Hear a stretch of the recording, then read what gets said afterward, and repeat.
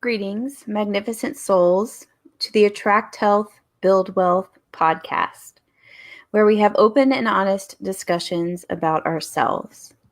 This is a place where we break down, break away, and break through codependency, allowing ourselves to attract health, build wealth, and live a peaceful life. We are tired of being sick and tired. We are tired, but we are not giving up.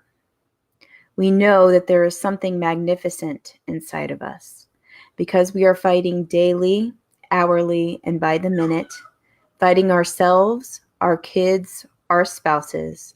We have to do things differently. We have to break the cycle. We don't have a million chances. We have to be happy now. We have to find a way. So how do we do that? How is that possible? If you look around at what society is telling you, they tell you that what we're doing is impossible. Yet it's happening every single day. It's happening through the practice and the love that we call awakening the magnificent soul. We are all magnificent souls, and these are our stories of healing. Today in episode 19, I wanted to talk about something that completely transformed the way I feel about myself and how those thoughts came about. And this was one of two major turning points in my life and coming to the place of peace that I am now. And that is the feeling of loneliness and being alone. But before we get into this discussion, don't forget to let me know your thoughts about this episode, any feedback you have, or anything you'd like me to cover on future podcasts at epiphanyvault.com.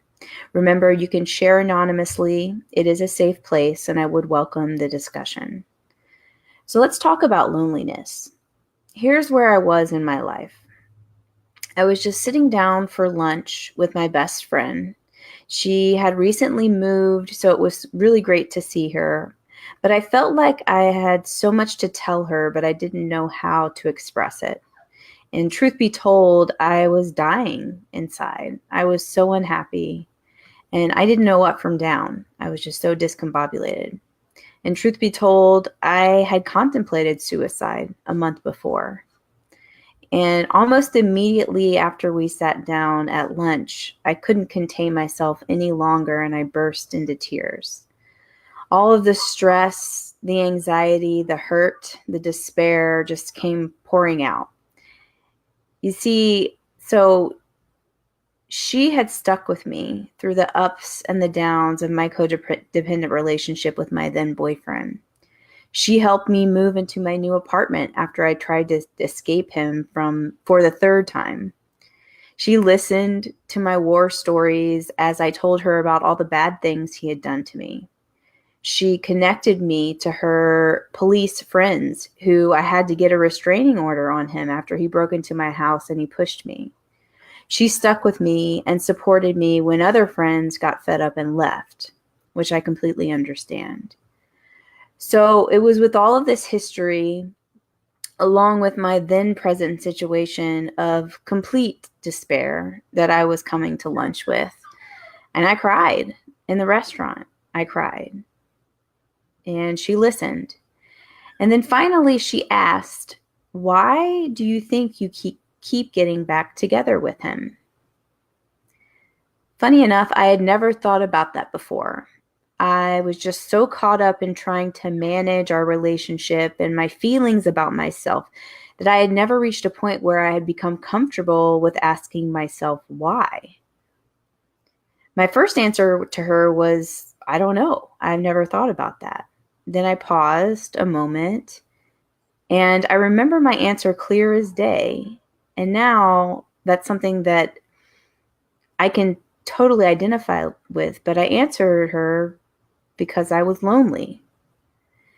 And in that moment, it was like the sky opened up and I could see clearly for the first time.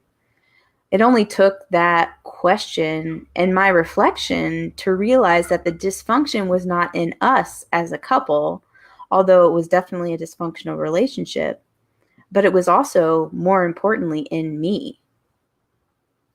What I didn't realize then, but what I understand now, is that there are many more layers to this dysfunction. But in that very moment, the mere fact that I was able to sit with someone I trusted and speak honestly about why I kept subjecting myself to such a painful situation was literally the beginning of my awakening.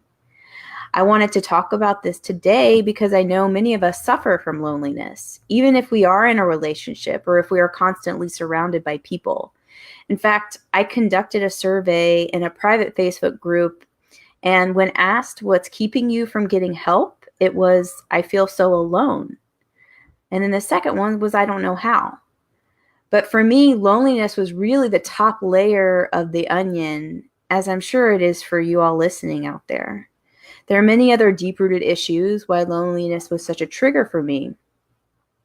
So I was thinking about this, and I wanted to try to hash out how loneliness and codependency interrelate, how they work together, if they do, to create the codependency storm.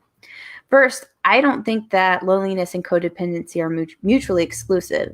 If someone is lonely, that doesn't make him or her codependent, and vice versa.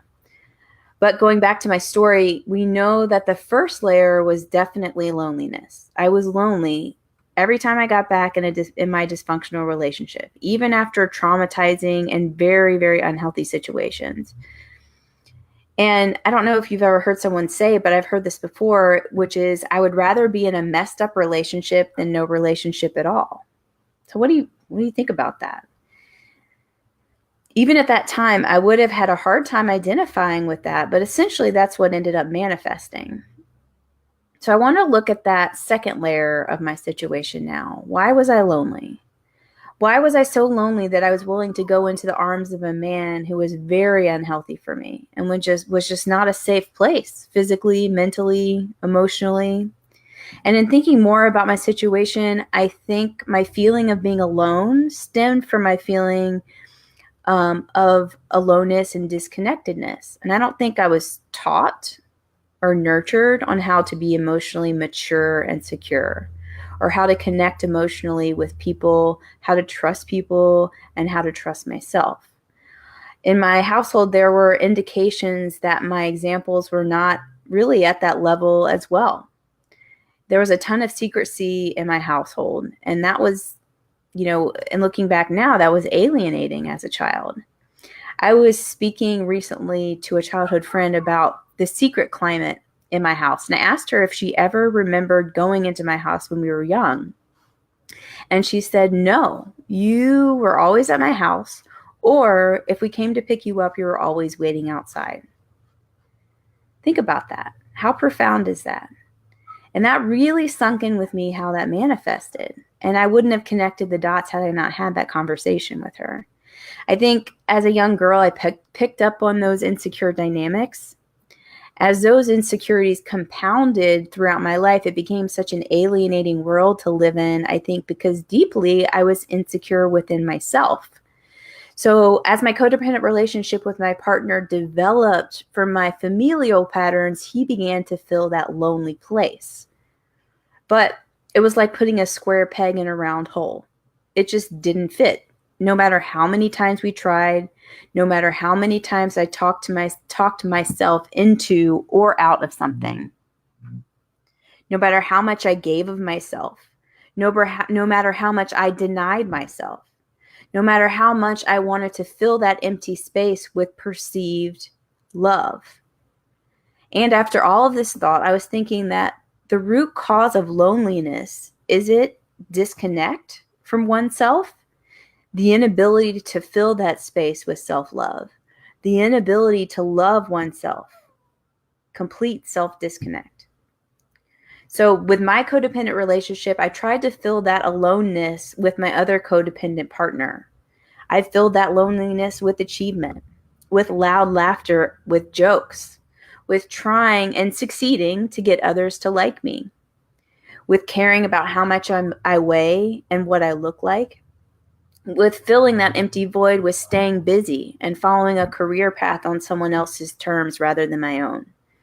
There many different definitions of codependency out there. And the two that I feel that are most applicable to my situation is that codependency is the disease of shame and fear. And my spin is that it's a complete disconnect from oneself. So to tie everything together, can you see how loneliness would fit into the codependency puzzle? And if you've listened before, you know that this is just my story. I know that some of you out there have been through horrible traumas in your lives that only seemed to alienate you internally and externally. And if you'd like to share your story, I welcome you to do so at theepiphanyvault.com. And I can't even express to you how powerful it was for me just to identify and label this as this loneliness was a catalyst for my codependent relationship. Cosmic love and hugs to you out there, magnificent souls. Until next time, living and loving.